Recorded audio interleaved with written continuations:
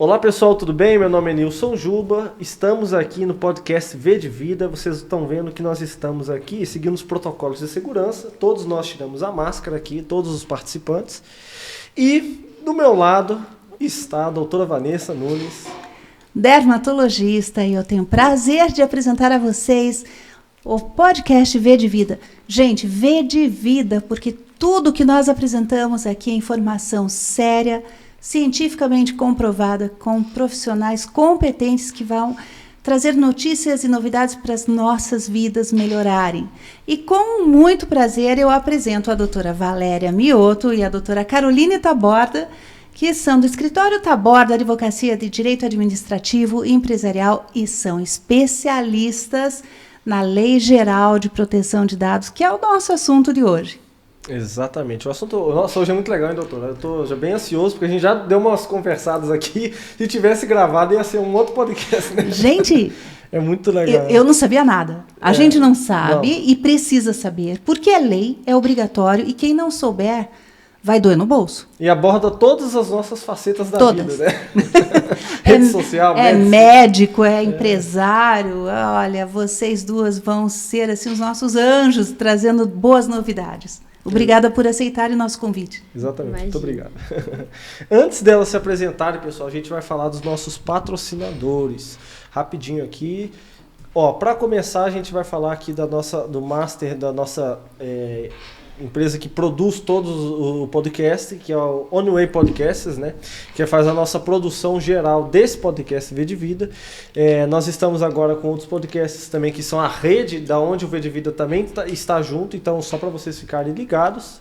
E agora vamos para outro patrocinador, que é o patrocinador RA Empreendimentos. Começou desde 2005 com Ricardo Coelho Amaral, que é um incorporador paranense. Eu estou lendo aqui porque é muito bonita a história deles. Junto com seu pai, Ricardo Amaral, arquiteto de renome aqui em Curitiba, eles são responsáveis pelos melhores empreendimentos empreendimentos como Landscape da Ecoville, Visionist Cabral. É uma maravilha. Vocês sabem que no Landscape Ecoville até tomada para os carros elétricos já está instalado no estacionamento. Futuro, isso daí é muito bom. Eles pensam em tudo na sustentabilidade. Vamos falar sobre o Trianon. E eu também estou lendo aqui porque é muita coisa boa a respeito de Trianon Hotel no centro da cidade. Se vocês quiserem vir morar aqui em Curitiba, aluguel sem fiador, morar no centro de Curitiba, perto da rua 24 horas, não precisa se preocupar com mobília, tudo mobiliado, internet, Wi-Fi incluída no aluguel, TV a cabo no apartamento, portaria 24 horas. Você tem a opção de alugar com estacionamento e a cozinha é toda equipada com louças e também os eletrodomésticos. Exatamente.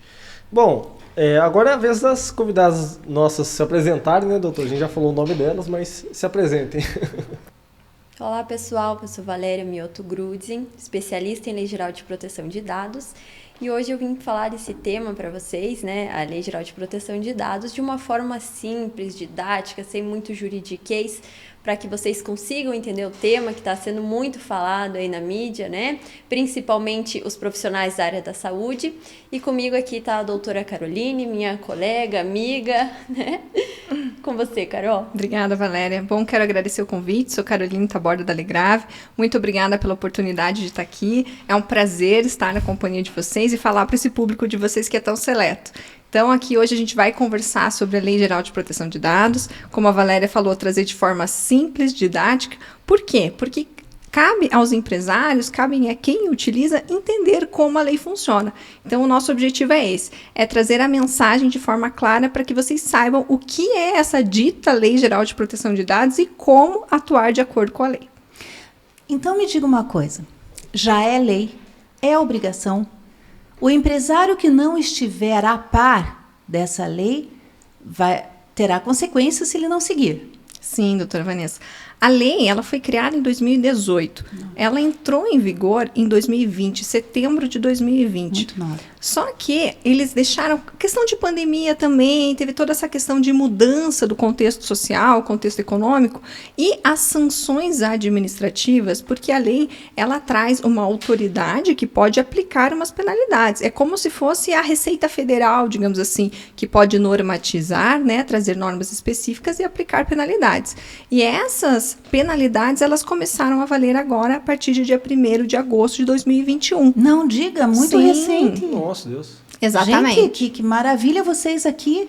Imagine quantos empresários vocês vão salvar. quem estiver escutando aqui. Sim, sim. Continue. Não, eu ia falar que as penalidades, elas são bastante severas. Não só de cunho pecuniário, né, Valéria? Porque os valores são bem altos. O que significa cunho pecuniário? Ai, desculpa, né? Não, Mas é isso aí. Imagina, a gente pergunta. Nós somos leigos, a gente pergunta. As multas, né? Ok. Elas podem ser as multas aplicadas para você pagar a multa, né? Em valor, em dinheiro, mas também tem outros tipos de penalidades. E uma que eu acredito que seja mais severa, além desse pagamento de multa, é com relação à imagem da própria empresa. Porque a autoridade, ela pode divulgar a infração cometida por quem cometeu. Então, todo mundo vai saber que houve uma fraude, por exemplo, uma invasão, vazou dado, ou eu utilizei o dado pessoal de forma que não era aquela prevista na lei.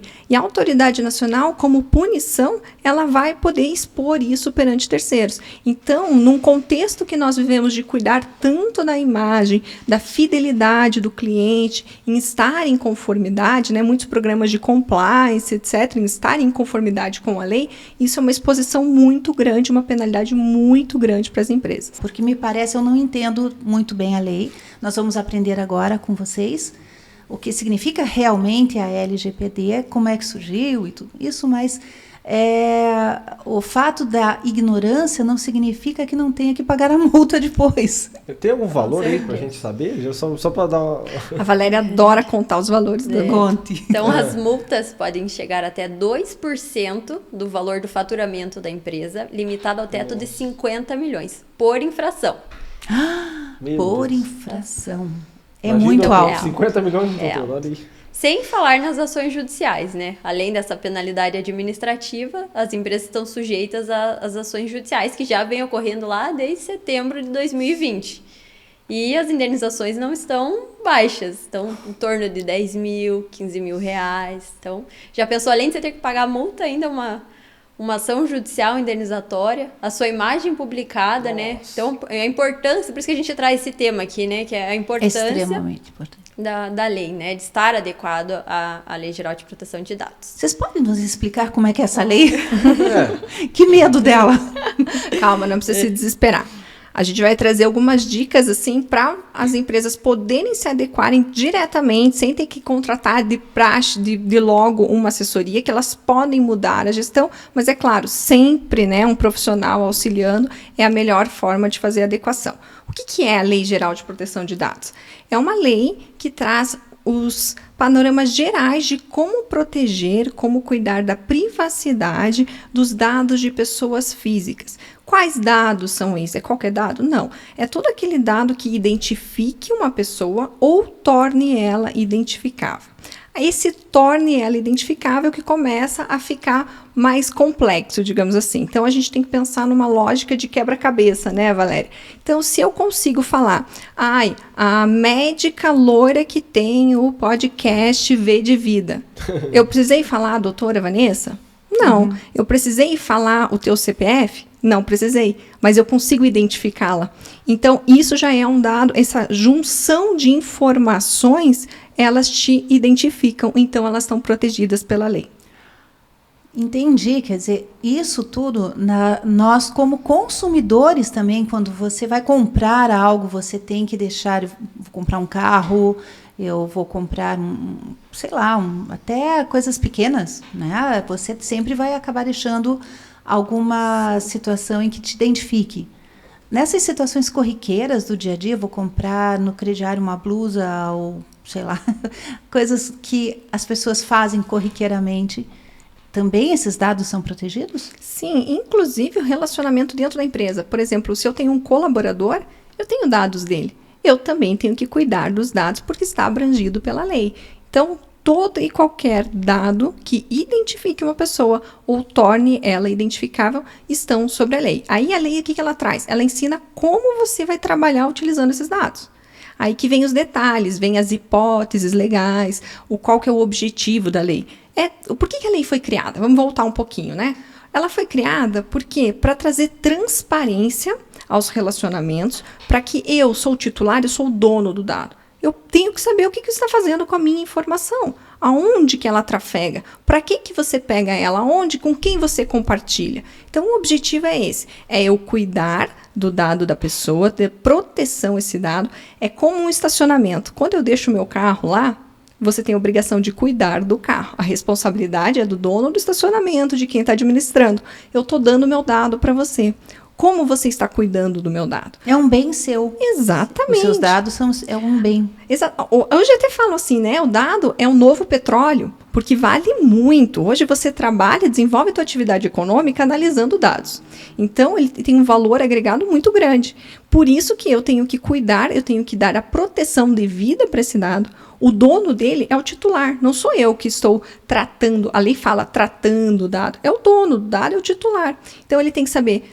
quando você coletou esse dado, com quem você compartilhou, por que você tem, quanto tempo você vai ficar com esse dado. E eu tenho que cuidar dele para que outras pessoas não usem ele indevidamente, porque eu confiei a você, eu não confiei aos outros. Então, se você usa e passa para os outros, eu preciso saber, eu te autorizo ou não você passar para outras pessoas. Então, essa é a lógica da lei geral. Imagina assim, é como um cofre de um banco. Você chega no banco, guarde no seu cofre um valor, o meu relógio, o relógio está sob a guarda do banco. Eu confio que o banco vai deixar lá o meu relógio. Exatamente. Se ele pegar o meu relógio e passar para outros lugares, não está com a minha autorização. Exatamente. Então é um seguro. Né? É uma segurança muito grande para nós. Para o titular do dado, é essa segurança, é essa proteção. E para o empresário também, né, Valéria? Acho que a Valéria pode contar um pouquinho para a gente qual que é o lado do empresário, por que é bom ou por que é ruim para o empresário, né? É verdade, porque aí nós estamos vendo só os consumidores. Isso. Bom, a lei toda é pautada em transparência, né? Assim como a doutora faz uma consulta médica, você precisa passar todos os procedimentos que aquela pessoa vai precisar, né, na sua doença, por exemplo, no seu tratamento. Então, você vai discriminar tudo que vai ser feito, qual que é o risco, o que não é. E a Lei Geral de Proteção de Dados é isso, né? Você dar transparência para essa pessoa. Então, o titular tem o direito de ter a transparência do que é feito com o dado dele, mas a empresa, dando transparência para os seus clientes, seus consumidores, ela também traz mais fidelidade, né? Então, eu confio naquela empresa, eu vou ter mais credibilidade com o meu cliente. E também, quando você passa pelo processo de adequação, é feito um mapeamento de dados. Então, você vai ter o controle, você vai ter um planejamento empresarial ali dentro da sua empresa, coisa que as empresas já não tinham anteriormente, né? Então, coletava tudo que é tipo de dado para lá e para cá, transitava, compartilhava e nem sabia o que tinha ali, né? Então, hoje você tem uma gestão empresarial desses dados, você consegue identificar que dado que está trazendo retorno, consegue destinar que público que vai comprar o seu produto, né? Tudo através desse mapeamento de dados, que é uma das etapas do processo de adequação, né? Então, você vai ter essa gestão ali mais aprimorada da sua empresa, além de sempre fidelizar o cliente pela sua transparência, né? Você acaba tendo um diagnóstico. É como, falando medicamente agora, você tem os sintomas, quer dizer, com isso eu sei onde está falhando, o que está dando certo. Então, ajuda muito o empresário. Nós utilizamos esse termo, né? A gente fala que é semelhante a uma consulta médica. Nós roubamos de vocês. Mas eu acho muito semelhante. Então, tem ali um problema, você vai fazer alguns diagnósticos, né?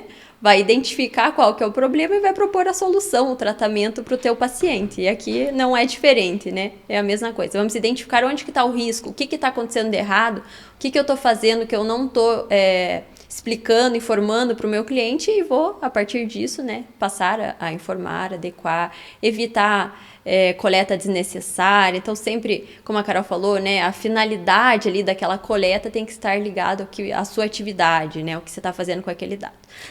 Juba, eu tenho certeza que você vai perguntar da sua área, porque eu e o Juba, nós estamos assim, muito... Só estou ouvindo, porque eu estou aprendendo. Pode perguntar, doutor. É porque assim, eu estou com muitas dúvidas. Para o meu consultório, eu tenho certeza que quem está nos assistindo e for médico, dentista, tiver o seu consultório...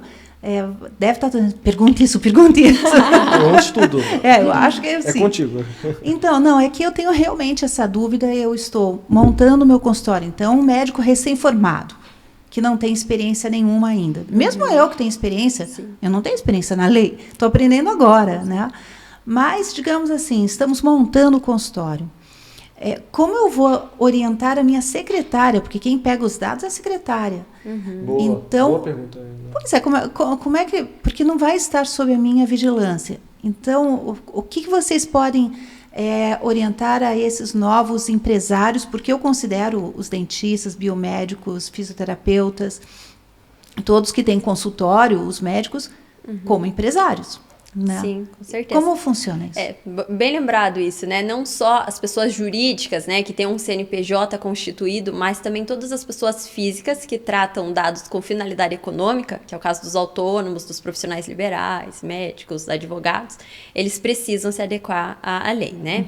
Então, assim, tudo vai depender da finalidade que você está coletando aquele dado. Então, você vai orientar a sua secretária, por exemplo, né? Olha, eu preciso para que essa pessoa dê entrada aqui, faça um cadastro comigo, que você colete o nome, RG, CPF, tá? Então, sempre evitar que aqueles dados que são considerados sensíveis, que são ligados à saúde, tá? Então, a saúde, a vida sexual, a religião, eles são considerados dados sensíveis, que é o que vocês trabalham no dia a dia, né? Então, precisa ter um cuidado maior. Então, sempre limitar esses acessos. Então, ali para o cadastro, você não precisa solicitar todas as informações de saúde. Quem precisa ter acesso é o médico. E o médico tem uma hipótese, né, uma permissão pela lei, que é a tutela da saúde. Então, você pode ter acesso a esses dados de saúde, desde que seja um profissional da área, tá? Então, ela é exclusiva para profissionais da área da saúde. Então, nesse caso, você limita o acesso da sua secretária aos dados de cadastro, que tem uma outra possibilidade, né, uma permissão em lei, que é outro caso, que a gente chama de exercício regular de direito do contrato. Então, ela está estabelecendo uma relação comercial, né? Ela quer os seus serviços, tá? Vocês têm uma relação cliente, paciente e médico, né? Então, a lei também permite, eu não preciso do consentimento para isso, porque ela está vindo para a sua clínica, né? Confia, atrás do né? seu serviço. Então, a lei já traz isso, não precisa do consentimento, né? Então, limitou o acesso da sua secretária e quando for necessário solicitar os dados relacionados à saúde, aí você utiliza estritamente para o seu acesso. Então, chamou o paciente para dentro da sua sala, agora eu coleto esses dados de saúde, mas fica limitado ao seu acesso, daí não veda o acesso pelo cadastro da sua secretária. Então, isso já diferencia, porque até então a secretária é responsável por pegar todo o CPF ou CNPJ, idade, sexo, profissão, religião, tudo era a secretária que já entregava pronto para o médico, sempre foi assim. Então, agora não pode mais ser assim. Tem que dividir essa identificação, que nós chamamos assim, número 1, identificação do paciente. Número 2, anamnese, que é a história. Então, o médico entra na ficha do paciente da anamnese em diante. Então, toda a identificação era feita pela secretária. Agora, não pode mais ser assim, então. Porque nesse caso específico que a lei traz a permissão, ela é exercida por profissionais da saúde. Então, a sua secretária, ela não é uma profissional de saúde. Pode ser, né? Mas né, nesse caso, ela não é uma profissional da saúde, então esse acesso teria que ficar limitado. O que é bom a gente considerar que quando a gente fala de LGPD, a gente fala de mitigar riscos. Então, assim, sempre vai haver um risco envolvido a tua atividade, tudo que você faz, qualquer ambiente profissional. Quando a gente está falando em adequação à LGPD, eu vou mitigar ao máximo, né, os riscos, diminuir os riscos de um vazamento, de utilização indevida do dado. Então, o que a gente tem que pensar? Até recentemente saiu uma pesquisa, uma reportagem aqui que o Brasil, 1 a cada 5 pessoas caem naqueles links de phishing. Sabe o phishing? Que você manda um link para você dizendo assim, olha, tem um cupom de desconto aqui para você, vem entrar aqui. E você clica. Isso é com vocês, né? Não, mas é com todos nós. Não, com todo mundo. Você tem noção. 1 a cada 5 brasileiros clicaram em phishing em 2020. O que isso significa? A pessoa recebe uma mensagem que é inocente, acho que está vinculada com uma promoção. Ganha um iPhone, é sempre assim. Não, mas assim, não é nem tanto assim, ligada na ganância. É um cupom de desconto para você ir jantar. É verdade. Esses dias eu ganhei um que era de um hotel. Faça seu cadastro, uma diária no hotel. E você acredita mesmo, porque é uma coisa viável, né? É uma campanha de marketing promocional que as empresas utilizam. Então, ele é bem escondidinho nas coisas reais, digamos assim. Se você clicou, você pode estar abrindo uma porta para que entrem no teu sistema e peguem seus dados. Nossa, que sério. Que movimentem, etc. Então, quando a gente fala nessa questão de a secretária, o que a secretária pode fazer, o que o médico pode fazer, vamos pensar que ela usa o WhatsApp dela para fazer o cadastro de clientes. Então, ela usa aquele WhatsApp para cadastrar, conversa com os clientes, faz ali o cadastro, vincula no sistema do consultório. Ela clicou num phishing. Ela abriu... Entendi. Já abriu a porteira para pegarem e ela esses tem ali um monte de dados que não eram dela, eram do consultório. Então, como que a gente mitiga esse risco? Vou evitar que ela tenha o mínimo de dados, por exemplo. Os dados sensíveis, que a Valéria falou, que a lei dá um tratamento especial. A lei separa dados pessoais e dados pessoais sensíveis. Aqueles que podem gerar algum tipo de discriminação, que são mais peculiares, digamos assim, né? E aí, esses, no caso da saúde, são vinculados ao médico. Então, se você toma esse cuidado, você já demonstrou que você estava mitigando um risco. Então, por exemplo, não utilizar o telefone pessoal, sempre ter um institucional, um WhatsApp do escritório. Esses são detalhes que vão mitigando o teu risco e vão demonstrando. Porque quando a gente pensa assim, o que pode dar de errado? A autoridade nacional, ela fiscaliza e ela normatiza. Se ela for te fiscalizar hoje, ela vai olhar para você e vai olhar assim, nossa, esse aqui é um consultório que estava preocupado e tentou se adequar. Olha, ele fez essa ação, fez essa aqui. Então, foi algo que vazou, foi extraordinário, não foi um desleixo. Foi baseado em boa-fé. Exatamente. E a lei traz esse cuidado, que vai verificar se houve um dolo, que a gente fala, ou por maldade, ou se foi uma culpa, porque ela tentou, mas não conseguiu, porque o meio que ela utilizou. A lei traz outro cuidado que é junto com esse, digamos assim, que você usa o que está à sua disposição. Você não precisa contratar um sistema super caro de proteção e tal. Eu tenho bloqueio de tela, eu estou utilizando. Eu estou usando o WhatsApp institucional, não estou vinculando no pessoal. É outro cuidado que eu tenho, que está à minha disposição, eu estou fazendo. Se acontecer qualquer coisa, a autoridade vai fiscalizar lá e vai dizer, olha, tomou todos os meios que estava à disposição, estava preocupado em cuidar com os dados, então a penalidade aqui vai ser uma advertência. Então, existe essa majoração ou minoração da penalidade de acordo com a forma que você se conduziu. Então, por isso que é tão importante, quando a gente pensa em Lei Geral de Proteção de Dados, seguir aquele princípio principal, a transparência com o titular e a proteção do dado dele. Como eu estou protegendo o dado dele? E aí, no desenvolver da atividade, você tem hipóteses que a lei traz para cada tipo de atividade que você está desenvolvendo. Então, existe muita gente fala, agora a lei geral você tem que ter consentimento para tudo. Que consentimento? Autorização. A pessoa tem que autorizar por escrito eu pegar o RG, ela tem que autorizar eu pegar o CPF, ela tem que autorizar me dar os dados para eu fazer o cadastro, tem que assinar um documento? Não é bem assim. Então, de acordo com a atividade, tem a hipótese que você está cumprindo a lei e está ok. Então, é isso que a gente tem que entender, peculiaridades de cada atividade que está sendo desenvolvida. Então, no consultório, a Valéria falou, né, do cadastro, da utilização da ficha médica pelo médico, a lei já autorizou. Você não precisa de uma autorização do titular específica para aquilo. Agora, se você quer divulgar, você quer pegar o e-mail dela para divulgar outros produtos, outros serviços, daí precisa, estética. O que eu preciso para isso, né, Valéria? Da autorização, né? Aí vem o consentimento. Explicar o porquê, novamente, da transparência, né? Olha, eu posso. A lei permite, desde que esteja muito claro pro seu paciente, pro seu cliente, né? Então, eu quero te enviar e-mail marketing, eu posso? Eu tenho uma outra empresa, por exemplo, né? Eu também atuo na contabilidade. Eu, advogada, mas eu atuo em parceria com alguém em contabilidade. Eu posso te mandar informações sobre esse tema? É relevante para você? Se a pessoa me autorizar, eu posso sim, tá? O que não pode é sempre desviar a finalidade. Então, eu, advogada, coletei o dado lá para prestar um serviço jurídico, falei que ia enviar informações, né, a respeito do caso, fazer a divulgação do meu serviço, mas acabei passando por uma outra empresa parceira minha que não tinha nada a ver, uma academia, por exemplo. A pessoa não espera receber aquilo, ela vai estranhar, com certeza, né? Mas eu tenho uma dúvida agora.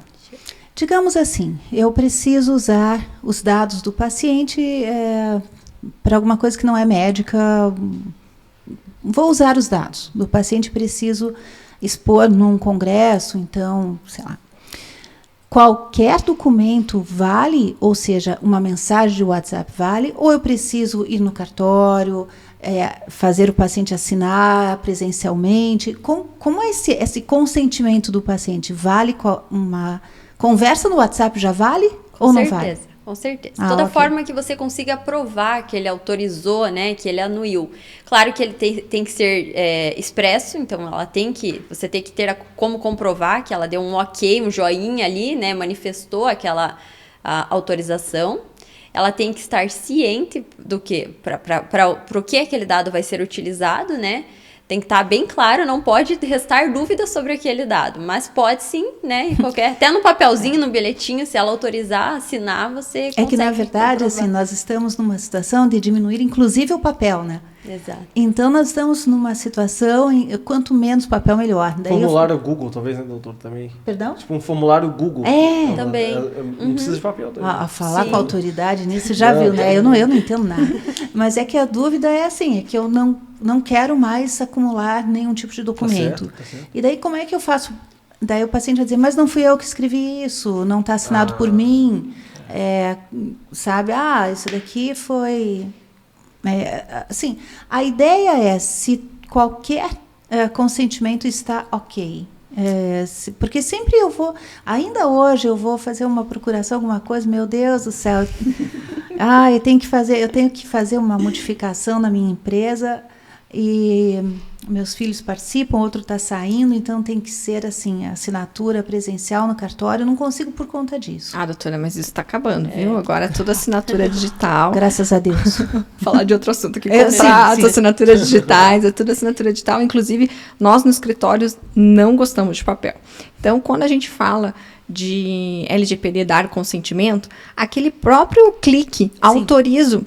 O que a lei traz e o que é importante a gente pensar? Que a pessoa seja uma conduta positiva, ou seja, ela deu um clique, ela deu um ok, ela manifeste e que você consiga pegar essa evidência para dizer, olha, não, aqui ela tinha clicar, aqui está o IP da máquina, aqui está... Tem uma solução, né? Entendeu? É o caminho. Então, por exemplo, que nem uma coisa que é bem legal quando a gente fala em consentimento, em compartilhamento de dados, são grupos de WhatsApp. Então, assim, eu vou lá e dou o meu WhatsApp no meu cadastro e falo assim, você quer receber mensagens pelo WhatsApp, etc? Eu quero. Então, daqui teu número, eu vou cadastrar aqui teu número. Aí, a empresa vai lá e cria um grupo e coloca a pessoa dentro do grupo. O que eu fiz quando eu coloquei a pessoa dentro do grupo? Eu compartilhei o dado dela com todas as pessoas do grupo. Como é sensível isso. E eu tinha autorização para compartilhar? Se eu tivesse autorização para compartilhar, ok. Mas se eu só tinha autorização para mandar a mensagem, eu não poderia ter posto no grupo. Nossa, que sério. Então, o que a gente recomenda? Vamos fazer ao contrário. Vamos mandar o link para a pessoa, para ela entrar no grupo se ela quiser. Então, se ela entrou pelo link... É porque ela quis. Porque ela quis, faz sentido. Então, ela já está expressando o consentimento de compartilhar o dado dela. Porque ela sabia Genial isso. Que ao entrar no grupo, ela estaria compartilhando com outras pessoas. Ela não pode dizer que foi porque não... Contra a vontade. O ônus da prova é sempre da empresa. Então, o titular ele é a parte hipossuficiente na relação, né? É o mais fraco. Então, se precisar comprovar isso daí, essa questão de entrar pelo link, você consegue. Então, lá no WhatsApp aparece o número lá, 4199, entrou através do link. Notifica exatamente assim. Isso mesmo. Sim. Isso aí é uma prova. Então, se precisar comprovar para a autoridade, né, que aquela pessoa entrou de livre e espontânea vontade, você tem como provar isso. Porque antes disso, Já entrei não, me colocaram. Nossa, é muito difícil. Isso é direto. Nossa, eu já tive essa situação várias vezes. Falei, mas peraí, eu tô num grupo que eu nunca... Sim, e agora também você pode bloquear para não ser incluso em grupos diretos, né? A pessoa só consegue te convidar. Então, isso são formas de evidenciar que houve consentimento. Tem uma pergunta. Não, pode falar. Que entra na parte da doutora, então. Por exemplo, para vocês, então, a solução, pelo que eu estou entendendo, tudo que vocês estão falando, na minha mente eu imprimi o seguinte: montar tipo um formulário, a solução para tudo isso, né? Qualquer negócio que tiver, ainda mais a parte de clínica, montar um formulário escrito tudo assim, né? Tudo que a pessoa pode...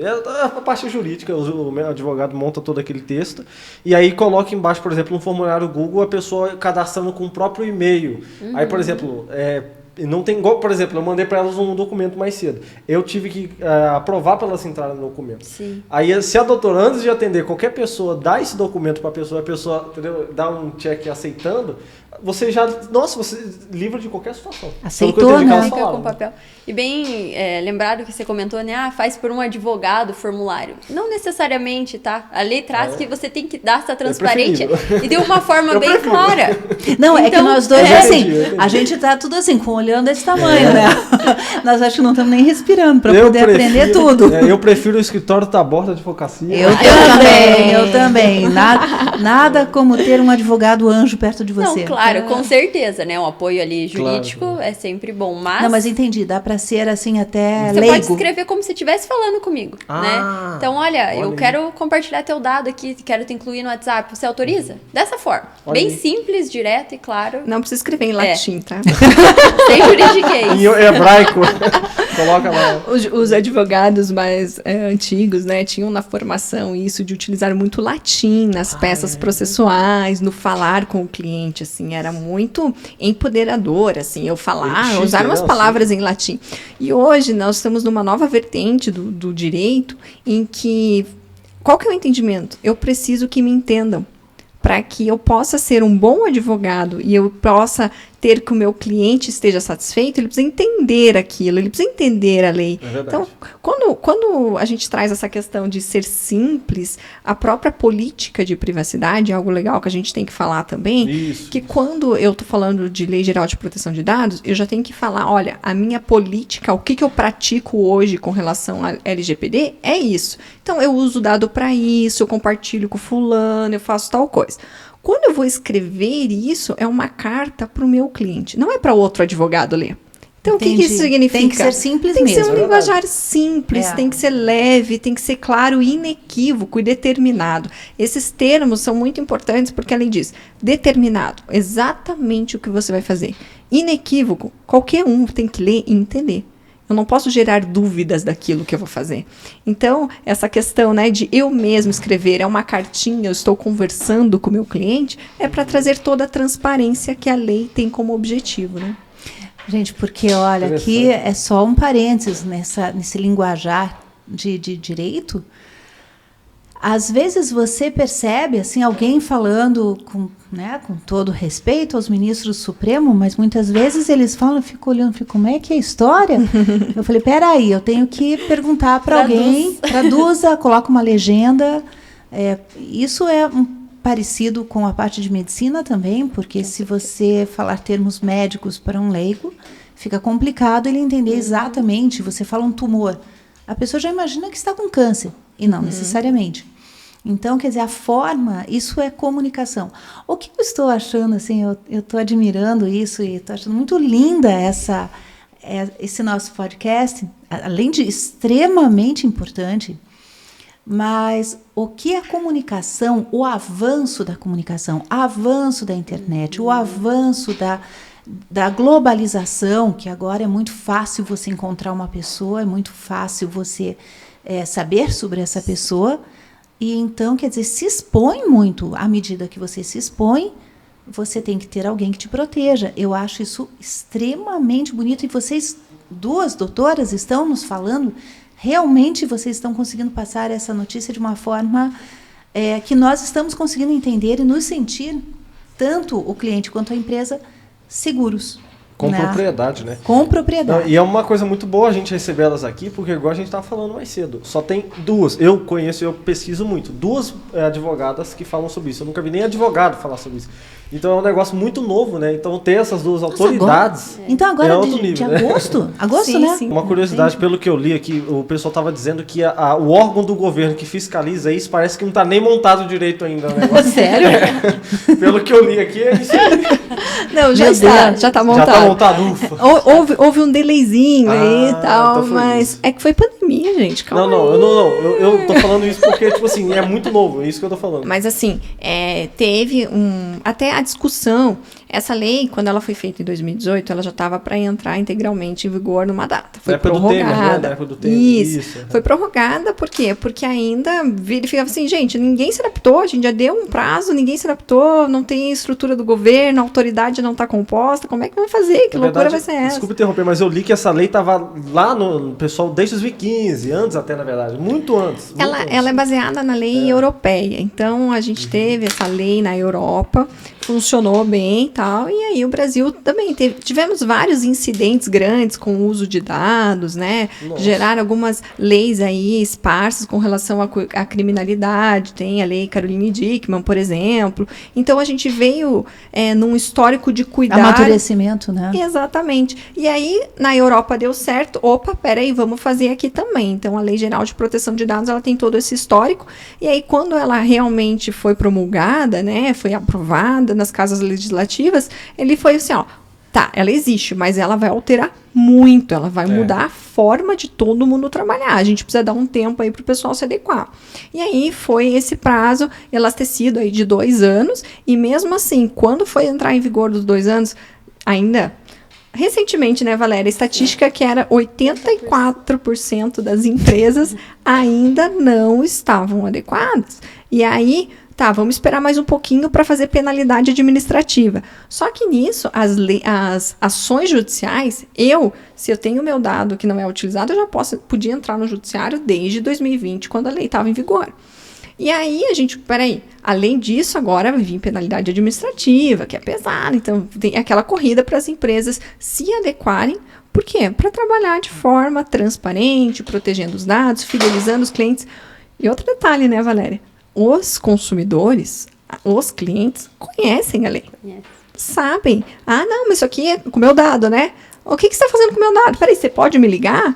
De uma forma bem generalista, mas sabem. Só que as empresas não sabem.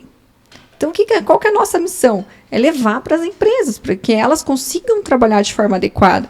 A gente não pode ficar pensando assim, é um vilão, não faz porque não quer, ou está explorando, porque muitas não têm conhecimento. Outro dado que é importante a gente sempre destacar, que quase 90% das empresas brasileiras são micro e pequenas empresas familiares. Então, a gente não tem uma estrutura, uma assessoria técnica grande envolvida nessas empresas. São pequenos empresários que veem uma oportunidade de ganhar algo mais, de desenvolver ali na família, ou vem um histórico familiar de empresa e começam a executar. E não tem todo esse aparelho em volta, né, assessorando. Nós temos 10% de grandes empresas bem estruturadas, de multinacionais, e que a gente vai usar os serviços, né, na rede mundial de computadores e ver que estão totalmente adequadas. Mas e o pequeno lá na ponta, né? Então, a gente tem que levar isso para o empresário, para ele saber como se adequar. Então, eu quero também dar os parabéns por você ter trazido esse tema aqui, porque a gente tem que trazer isso, né? As clínicas, né, não conhecem, precisa dessa assessoria. Então, a gente fica muito feliz de poder falar disso para auxiliar mesmo as empresas a se adequarem. É uma grande ajuda, né, que vocês estão prestando aqui para todos os que estão aqui nos assistindo e acompanhando. Agora, me conte uma coisa, é uma pergunta bastante ignorante do ponto de vista de direito. Mas, digamos, eu montei minha empresa, onde é que está o manual? Onde é que eu vou ler? Eu quero fazer tudo direitinho. Eu estou, assim, sabendo tudo, vi no podcast. Como é que eu vou saber? Exatamente. Então, a gente conversa muito sobre isso, né, Valéria? Sobre as políticas voltadas para consumidores e a ausência de políticas voltadas para empreendedores. Então, eu toquei numa ferida sem saber. Assim, o que a gente tem hoje? A gente tem os S's da vida, né? Sebrae, que são voltados a auxiliar os empresários. O Sebrae faz um papel bem importante, né? Então, as associações, por exemplo, sem fins lucrativos, associações comerciais, auxiliam muito o empresário a trazer como trabalhar, ferramentas de trabalho, cursos, de desenvolvimento. Só que é algo que, se você não for atrás, você não sabe que tem. Então, é exatamente isso, né? Como que eu vou descobrir? A gente vai conversando com um amigo, você tem um negócio, me ensina o que você faz, como é que você faz, etc. Mas falta, aqui minha crítica, falta políticas públicas voltadas aos empreendedores. O que é diferente da Europa. Na Europa eu vejo muito, assim, por exemplo, a gente trata muito de resolução de conflitos fora do Poder Judiciário.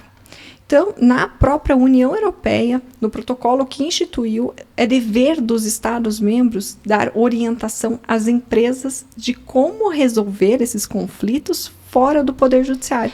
Algo que a gente não tem aqui. A gente tem o PROCON dizendo, consumidor, vai atrás, entra aqui. Mas não tem empresário. Você quer resolver? Como é que você vai resolver? Vai lá, busca, olha, tem outro meio.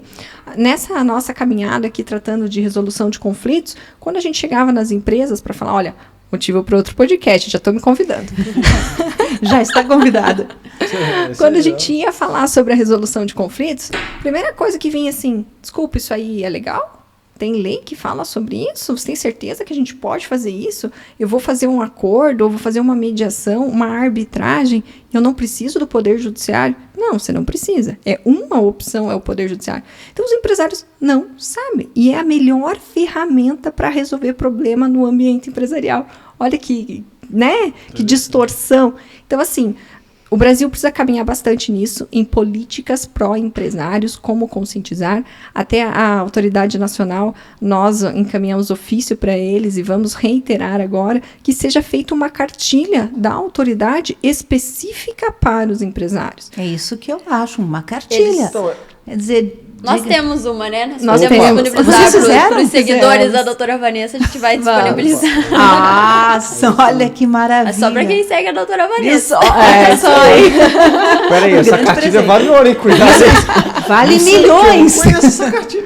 Então, isso é um negócio muito novo. Vale assim. milhões. E o que vocês fizeram, outras pessoas podem pegar também, né? Então, mas é interessante, que bacana. Que bacana mesmo. Nossa, agradeço em nome de todos, porque a gente percebe a seriedade do assunto, a importância do assunto e a dificuldade em você chegar na essência do assunto para poder... Porque, às vezes, a boa-fé existe e você não sabe qual é o caminho. Exato. Então, como a Carol estava falando, né, existe muita orientação ao titular, o dono do dado, mas pouca orientação para a empresa, né, para o profissional autônomo. A própria Autoridade Nacional de Proteção de Dados, ela criou uma cartilha voltada para o titular. Então, olha, isso aqui é seu direito, faça assim, faça assado. Mas e a empresa? Como ela deve se portar, né, perante a lei? Não existe, não tem uma orientação nesse sentido. Mas existe alguém que faz mentoria disso daí, tipo consultoria? Porque... Nossa. Não, mas é porque eu acho que isso é um negócio muito interessante. Bom que vocês fazem, isso é muito legal e tal. Mas, por exemplo, uma pergunta. Se tem igual a gente tem o nosso parceiro, vamos citar isso, que é o Dr. Adler, né? O Dr. Adler pega dados de nossos clientes. A gente sabe do nosso, né, doutora? O consultório da doutora tem completa confiança. E o pessoal do Dr. Adler? Eles passam a informação para a doutora dos pacientes. Como é que a gente vê com eles? Como é que é isso? Porque, na verdade, o paciente coloca os seus dados no deles. No site dele. Exatamente. Nossa, que pergunta importante. É interessante isso aí. Super. Porque são vários médicos que estão no Dr. Adler. E lidando com isso. Bem interessante. Bom, a gente volta a falar, né? Ela deu o consentimento dela a partir do momento que ela se inscreveu naquele site. Então, ela sabe qual que é a finalidade. Se ela não sabe, a empresa deve deixar bem claro, sobre isso. Então, mas ela só sabe não usar para outra coisa, né? Isso, Então, qual que é a finalidade dela ali, né? Cadastrar os pacientes para ligar com o médico que ela precisa. Então, eu tô com um problema de pele, ela vai me identificar, vai me ligar já com a doutora Vanessa, né? Vai agendar. A proposta dela é essa, intermediação. Mas a pessoa se cadastra automaticamente. Ela faz um login lá, né? Ela consente com aquilo a partir do momento que ela se cadastrou. Então... né? E ela já tem ciência que aquele dado lá vai ficar disponível, pode ser compartilhado com outros profissionais da área, né? Não sei se a gente consegue ter acesso, eu pessoa física, eu paciente, ter acesso a dado de outro paciente. Não. Acho que não. Não. Então é isso, ela já tá explicada. Mas tem dado, ali, na verdade tem um dado dos comentários. Lá você vê o nome da pessoa que comentou. Mas a pessoa publicou, né? É Ela verdade. tornou público. Interessante. O que tem que tomar cuidado por exemplo, quando você contrata esse serviço, é você saber se eles vão utilizar os dados só para passar para você ou para outra pessoa. Então, as tuas relações contratuais têm que estar de acordo com a LGPD. Então, se você vai contratar alguém para fazer essa tua agenda, e ele fala assim, olha, estou pegando o teu dado, Valéria, para compartilhar com a doutora Vanessa, e ela vai entrar em contato com você. Se esse dado vai para outra pessoa e outra pessoa entra em contato e a fonte que ela pegou é o aplicativo, a responsabilidade é dele. Se essa pessoa passou para você e você divulgou para outra pessoa, a responsabilidade é sua. Só que quando a gente está numa relação de consumo, tem toda a teoria da aparência que a gente fala. Então, com quem que eu contratei? Claro, comigo, quer dizer, o nome do médico. Entendeu? E não o nome da plataforma. Exatamente. Então, você vai ter que demonstrar que você não compartilhou ou que você só recebeu aquela informação e que quando você contratou com ele, ele se comprometeu com você que não ia compartilhar com ninguém. Gente, quer saber uma coisa? Vai sobrar para o profissional e o nome do profissional ficará sujo e não da plataforma. Pode ter certeza. Então tem que tomar esses cuidados, sabe? Eu vou contratar, quando eu me adequo, eu só vou contratar com quem está adequado também. Claro. Entra todo esse sistema de compliance, de estar em conformidade. A gente fala que é uma engrenagem, né? Porque você vai se adequando e vai querendo que os seus parceiros estejam adequados. Existem 2 papéis que são bem importantes na lei, que é o controlador e o operador. O que é isso? Controlador é quem dá as decisões de como utilizar o dado. E o operador é quem executa. Então, por exemplo, se você contrata a empresa para gerenciar os teus dados, para utilizar a sua plataforma, você está dando as diretrizes de como ele deve seguir. E se ele seguir de forma diferente, a responsabilidade é dele, né? Então, só que perante o terceiro, era você que estava dando ordem. Então, não, então assim, você vai responder ali direto para o terceiro, você tem o quê? O direito de regresso daquele que você contratou. Aí você vai buscar, então, o cuidado com quem você contrata, a forma que você contrata, prestar muita atenção nas cláusulas contratuais, ter respaldo de LGPD. Então, o que nós fazemos com os nossos clientes, né, Valéria? Embora a lei geral diga que a responsabilidade é solidária, todo mundo responde num bolo só, eu e você aqui, vamos fazer um combinado. Se acontecer tal coisa, a responsabilidade é tua, você indeniza, você vai lá e dizer publicamente que foi você, tá? Se não, se fui eu vou fazer. Então, a gente já faz aquele acordo dentro do contrato, cuida das cláusulas contratuais. Para quê? Para você ter um mecanismo de defesa no meio que você está atuando ali, seus parceiros. Porque ninguém trabalha sozinho, né? A gente precisa de parceiros comerciais, a gente precisa de equipe, e a gente tem que colocar isso de uma forma mais harmoniosa possível. Interessante, né? É muito complicado. Agora, eu gostaria de fazer uma outra pergunta que não são tanto a respeito dos dados em si. É dado, mas a imagem do paciente. Então, médicos, dentistas, biomédicos, pessoal da... Agora, eu estou falando da área de saúde, mas daí envolve as nossas áreas da mídia, de marketing.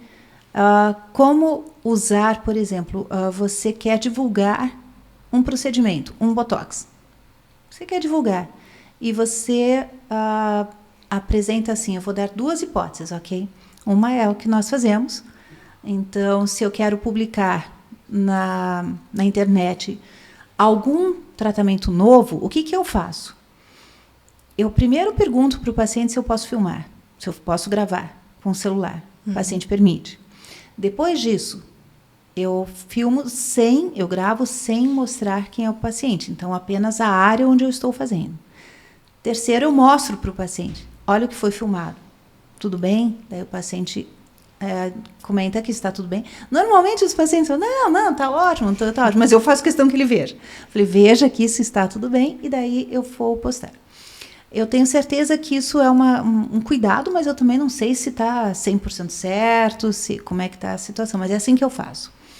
Mas eu vejo alguns profissionais que é discussão no CRM e na Sociedade Brasileira de Dermatologia, a exposição de pacientes que é possível identificá-los. Como é que funciona daí essa situação de identificação de imagem? Como é que funciona? Bom, o tratamento é igual para qualquer tipo de dado, né? Mas essa divulgação, essa questão tem que sempre observar as regras da atividade. Então, a sua atividade médica, ela tem lá o Conselho Federal de Medicina, CFM, desculpa, que dá as diretrizes sobre como você deve desenvolver a sua atividade. E lá no Código de Ética de Médico, né, ele diz que é vedado a publicação de imagens. Então, por que, né, disso? Não é porque não pode expor a pessoa, porque se ela autorizar, ela é dona do dado, você pode, em regra, né, expor aquele dado. Ela está autorizando, ela deixou divulgar a imagem dela, por que não, né? Mas a peculiaridade da sua atividade é que o Código de Ética veda essa prática justamente para não atrair a obrigação de resultado para o médico. Então, se você publicou uma foto de um botox que ficou perfeito, quando o teu paciente vir te procurar, ele quer aquele resultado. E cada organismo é diferente. Com certeza. Então, você traz essa responsabilidade. E a atividade do médico é uma atividade meio e não fim. Mas a partir do momento que você divulga essa imagem, você traz essa responsabilidade e é possível de discussão, né? Então, sempre observar as regras da sua atividade em específico. Então, né, pode divulgar? Pode, claro. Não existe nenhuma lei federal dizendo que não é permitido, né, é vedado essa publicação. Tem, claro, você não responde judicialmente, mas perante o conselho da sua atividade, lá do Conselho Médico, você vai responder administrativamente, né? Embora tenha uma lei bem recente também, que é a Lei da Liberdade Econômica, que ela veda, né, proíbe que os setores econômicos proíbam a publicidade das atividades. Sério? Sério. Então ele fala assim, setor econômico não vede a atividade pública, a propaganda, né, do seu setor. Exceto se existir uma lei federal, uma lei, né, propriamente dita, dizendo o contrário, que é o caso do advogado. Então, captação, a peculiaridade do advogado é que existe uma lei federal regulando a nossa atividade. Eu sei que eu conheço pessoas que já perderam já o AB. Então, eu não posso divulgar casos de clientes, fazer aquela promoção, captação de clientela. Existe uma lei. Mas, como o Código de Ética ele não é uma lei federal, então você teria esse respaldo ali, pelo menos na esfera judicial, né? Não administrativa, claro, porque ali você está passível de sanção, né? Uhum. Mas aí vai do risco da Veja, isso é uma coisa, é uma opinião pessoal minha, né? Não é baseado em nada, a não ser uma situação que eu imagino assim. E se porventura o paciente permitiu que colocasse a imagem, ou então não se coloca a imagem do paciente e veda os olhos, né, a face, e coloca só o resultado, mas coloca como no cigarro, assim, a propaganda. Isso faz mal à saúde. Ou então colocar, esse resultado depende de cada um. Isso já não estaria... Um pré-aviso, né? Um pré-aviso dizendo, esse resultado muda conforme o organismo de cada um. Bom, aí a gente vai ter um entendimento judicial sobre isso, pode gerar uma discussão, né? Então, você tentou minimizar o risco, mas a pessoa criou aquela expectativa ao ver aquela imagem. Independente então, depois de você colocar... discutir isso, aí que tá o problema, né? Então... Criar expectativa. Exatamente. O Código de Ética da profissão, ele vai tentar reduzir o teu risco. Então, se ele fala assim, quando você publica, você está vendendo um produto final, digamos assim. Só que como você desenvolve uma atividade de e-mail, você não pode vender um produto final. né? Então, assim, claro, quanto mais informação, é sempre pautado na transparência. Atividade econômica, empresarial, quanto mais transparente tiver, menor o risco de ter um problema, né? Então, se você colocar, olha, essa cliente com o biotipo tal teve esse resultado, cada um tem conforme, não, você já está dando uma orientação, né? Claro, você tem que ver qual que é o teu apetite ao risco. Né? Como que você vê isso? Poxa, para mim tem um resultado muito bom e eu nunca tive uma ação desse jeito. Para mim vale a pena fazer assim. Entendi. Ok, entendeu? Mas você tem que... Toda a tua atividade econômica e empresarial, a gente preza muito na nossa orientação, quando a gente está falando de orientação jurídica para o desenvolvimento de uma atividade econômica, é você entender os riscos e aí você saber o seu apetite ao risco. Engraçado, isso me fez lembrar um caso. Agora é só um parênteses, mas é uma curiosidade. Pode falar. É uma curiosidade que eu falei hoje à tarde no consultório. Uma paciente com melasma. Melasma, para quem não sabe, são essas manchas que são provenientes de hormônios e tem a parte genética, sol, e que mancha muito o rosto e é muito difícil de amenizar e não tem cura. Tem melhora, mas não tem cura. Então, eu falei hoje à tarde para a paciente, eu disse para ela assim, veja, é muito mais difícil você vir ao médico e o médico vai te vender a realidade. E você ir em algum profissional que vai te vender sonho. O sonho é maravilhoso, o sonho você coloca o glitter, a purpurina, o que você quiser e fala o que você está sedenta para escutar. E é difícil você escutar a realidade que dói, dizendo que não tem cura. Você vai ter melhora, mas não tem cura. E essa paciente disse, pois é, e ela estava muito triste com a autoestima dela lá embaixo, porque ela não tinha nada no rosto, apareceu uma manchinha muito pequena, e foi fazer um peeling, um tratamento com um determinado tipo de tratamento, que é um microagulhamento associado com um peeling, mas que ela viu exatamente isso, o antes e o depois, que a profissional colocou, e ela disse, é assim que eu quero ficar. Acontece que ela não sabia, mas não foi imediatamente. Por quê?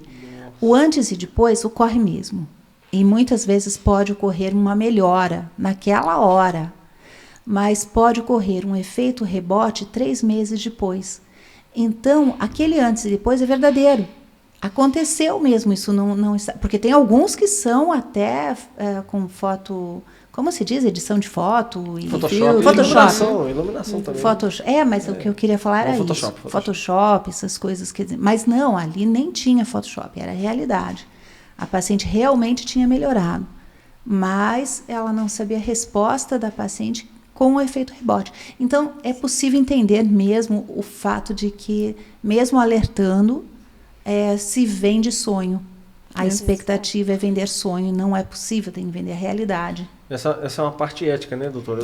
Só abrindo um parênteses sobre isso daí, só fazer um comentário rapidamente, porque a gente, isso é muito interessante, tem um episódio nosso que a gente comentou disso, que foi com a doutora, né? Porque antes da doutora vir, a gente não tinha muito esse parâmetro que vocês estão falando. A gente até citava antes e depois do cliente aqui, não sei o que e tal. A gente falava, só que depois dessa médica, aí a gente entendeu essa questão da parte ética. Né? Isso é muito interessante. Então foi após esse episódio do podcast, então assim, entre a gente foi uma coisa que a gente entendeu, que a gente mudou também. Isso é muito legal, né? Não, e essa parte jurídica também. Lidar com a expectativa do paciente. Não importa o que você escreva, isso foi muito importante. Interessante isso aí. Muito importante e que diminui muito discussões por aí. Exatamente.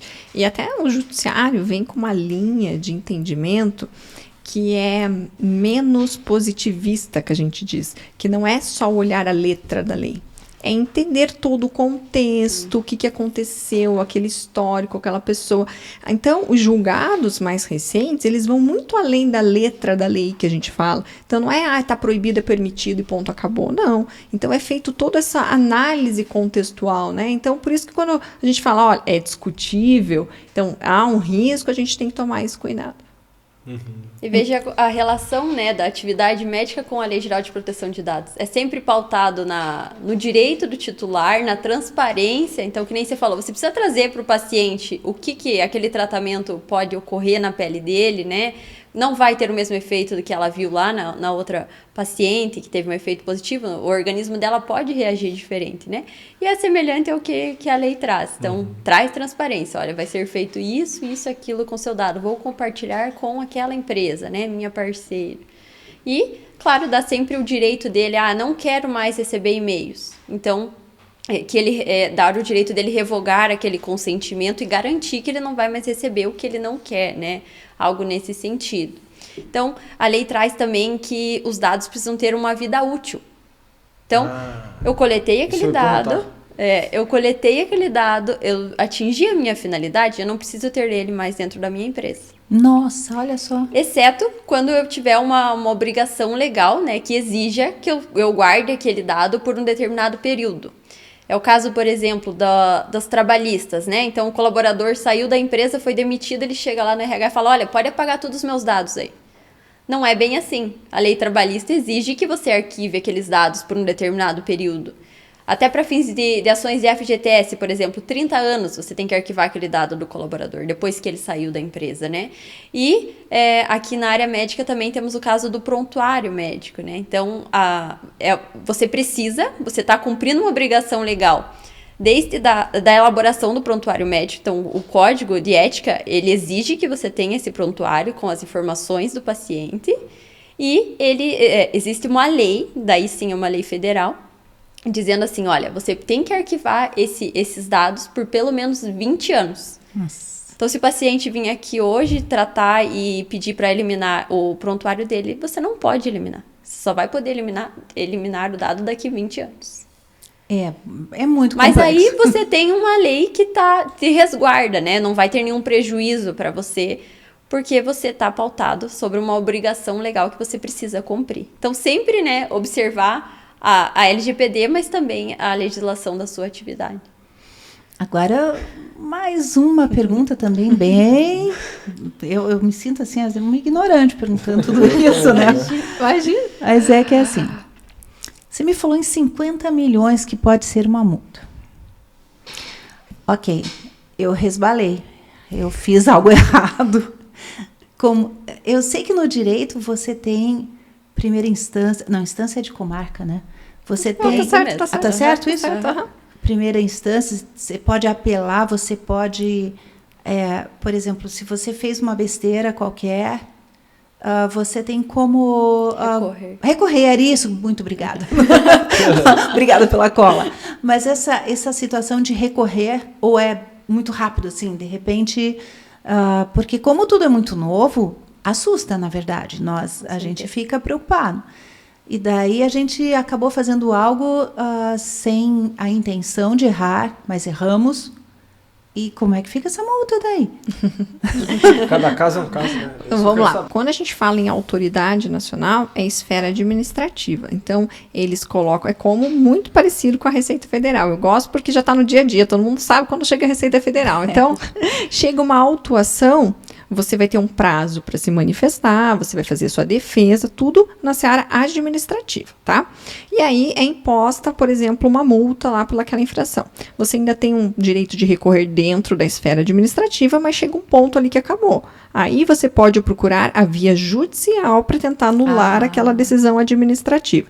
Aí você pode utilizar o poder judiciário para aquilo. Da mesma forma, você cometeu, eu vazei o dado da Valéria. A Valéria pode entrar com uma ação judicial contra mim indenizatória, eu vou ter que indenizá-la, mas também ela pode notificar a autoridade nacional, falar, autoridade, ela vazou meu dado. Aí a autoridade vem e me notifica. Caroline, o teu escritório vazou o dado da Valéria? Desculpa, vazei. Ai, que pena, tá aqui, uma multinha para você.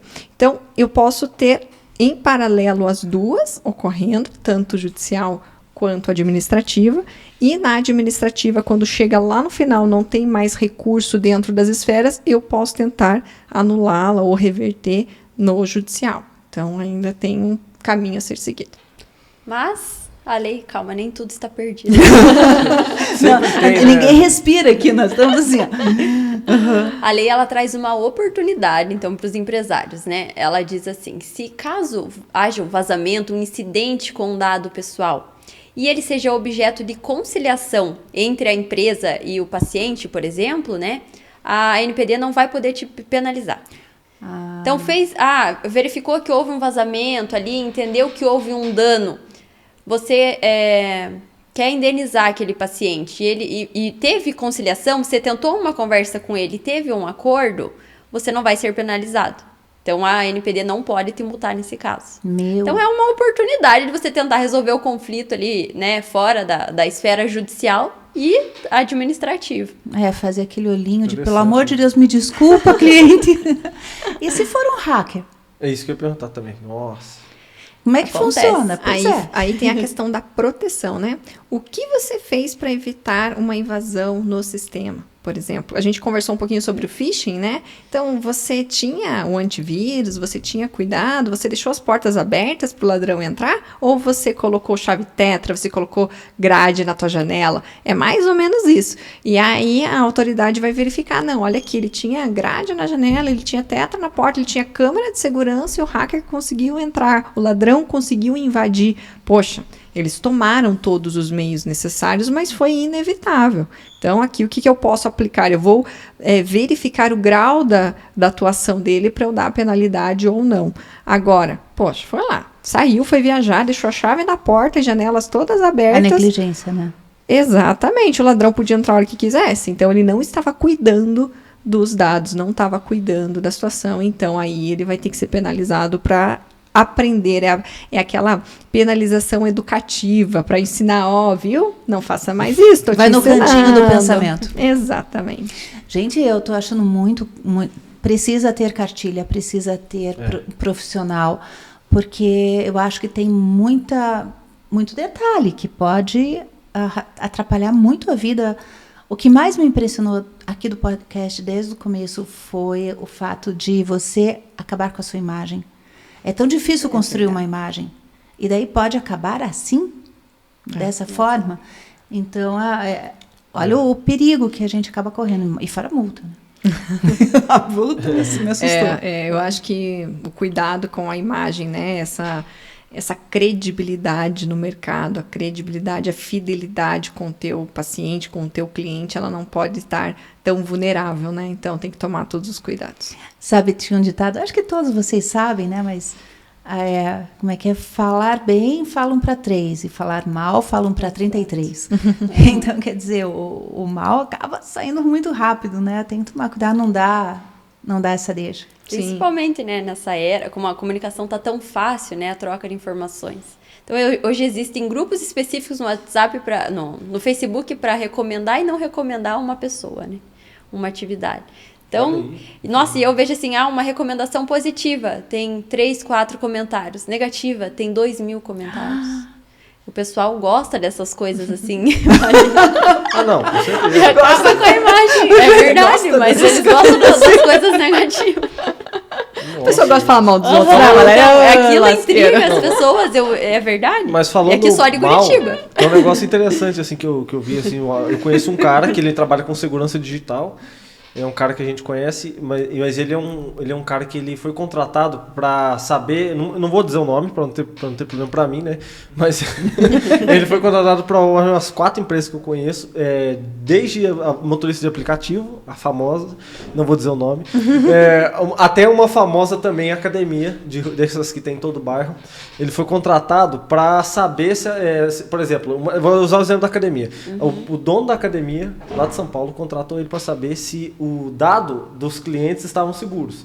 Isso faz uns 2 anos. E aí o que acontece? Ele conseguiu descobrir o nome da menina, do o patrocinador principal, que a academia patrocina uma super celebridade. E aí ele descobriu o WhatsApp dela. Nossa. E aí pegou o WhatsApp dela, cara, em 2 horas. Ele só sentou, tipo um filme. E conseguiu invadir o sistema. Então, assim, é igual elas falaram. Tem empresa que deixa tudo aberto, assim. E é academia. Claro que não vai, a gente não diz que não vai acontecer, pode ocorrer, nenhum sistema, nenhum acesso é 100% seguro, até o TSE, né, eles fazem periodicamente... eu ia falar, mas... me segurei.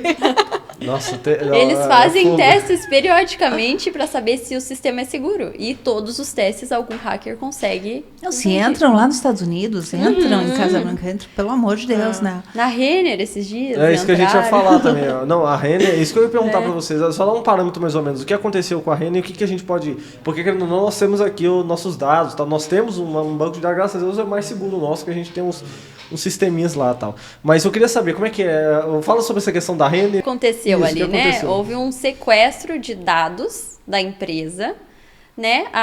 Para uma extorsão. Então, olha, eu tô com teus dados aqui que movimenta toda a sua empresa, não necessariamente dados pessoais. Então, dados de estoques, dados financeiros. Até eles emitiram uma nota faz uma hora mais ou menos, informando que não houve vazamento dos dados pessoais. Então, só foram dados da empresa que não estão regidos pela LGPD, né? Mas o que acontece? Eles ficaram na mão do hacker. Então, eles estão contratando outros hackers para conseguir reaver o sistema, mas não tem nenhuma garantia que aquilo não vai acontecer de volta, né? Então, quando a Carol fala de que mas eles tinham todos os mecanismos ali, né, para se resguardar, tinham segurança. Eles tinham segurança. Né? Tinham. Só que aconteceu. Mas a segurança mais forte do mundo, desculpa interromper, eu vi um pessoal falando que é a de, sabe a de criptomoedas? Sim. Tem a de Bitcoin. É a melhor de todas, porque ela não tem... mas voltando aí, pode continuar. Se eles não tiverem dessas aí, que guarda criptoativos para guardar os próprios dados. Né? Enfim, aí é muito técnico daí. Não, mas é isso mesmo. E como a Carol falou, vai acontecer e a autoridade vai, na hora de te penalizar ou não, né? Ela vai verificar. Naquele momento, a empresa tinha segurança daqueles dados, né? Garantia, tinha um sistema antivírus, um sistema protegido, criptografado, restringia o acesso, porque não acontece só com hackers, tá? Então, o próprio colaborador, ele pode pegar aquele dado e compartilhar com outro terceiro ali sem autorização. Né? Eu vou contar um caso, posso? Conta. Total. Agora é a hora dos casos. Agora é a hora dos casos. Não, esse negócio do colaborador, a gente tomar cuidado, né? Quando a gente dá os treinamentos, a gente fala de utilizar o WhatsApp corporativo, de não deixar o colaborador dominar todos os dados e estar com um banco de dados. Porque é bem interessante, quando a gente fala banco de dados ali, fala banco de dados, não significa que você tem só o teu servidor, aquele é o banco de dados. O teu celular é um banco de dados, o teu computador é um banco de dados, o teu e-mail é um banco de dados, a tua agenda, que tem o telefone, o nome das pessoas, é um banco de dados. Então, todos eles devem ser cuidados. E eu estava lá, recebi uma mensagem no WhatsApp. Oi, tudo bem? Aqui é da academia tal, nós estamos dando aula de judô para crianças na faixa etária de 5 a 10 anos, tal, você tem interesse? Falei, bom, a pessoa sabe que eu tenho uma criança nessa faixa etária e que eu moro em tal cidade e que poderia ter, né, interesse em praticar o esporte. E aí eu perguntei, oi, tudo bem? Da onde você tem o meu dado, por gentileza? Sabe o que é? Eu trabalhava no buffet infantil e quando eu vim trabalhar aqui, eu trouxe os dados de todos os clientes. Não, mas ela avisou que roubou. É isso que eu não tô entendendo. Não, mas o buffet não sabia. Exatamente. Mas daí o buffet é responsabilizado. Exatamente. Aí, o que eu poderia fazer? Eu poderia entrar com uma ação contra a academia, contra o buffet, contra ela. Posso escolher. Meu Deus. Né? Primeiro, a academia que está utilizando o dado de outro sem autorização. O buffet, porque vazou o dado dele sem ele ter o controle. A própria colaboradora que fazia os contatos, pegou os números todos e levou embora para outra empresa. Então, assim, o risco tá aí.